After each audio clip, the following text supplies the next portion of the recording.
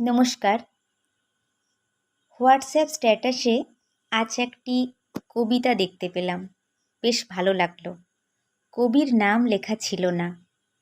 যিনি এই কবিতাটা লিখেছেন তার চিন্তা ভাবনা কত সুদূর প্রসারী, কত সুন্দর চিন্তা করতে পারেন তিনি। আপনাদেরকে সেই কবিতাটি শোনাচ্ছি।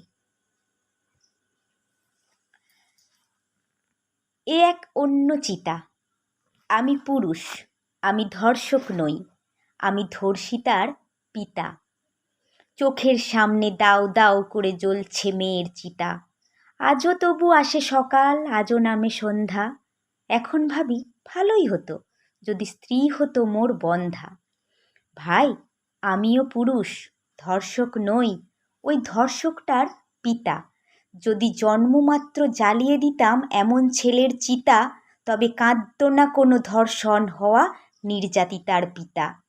সেদিন যদি দিতাম আগুন, ভাবি ধর্ষকটার চিতায়, আজ জ্বলত না আগুন কোনো ধর্ষিতার চিতায়।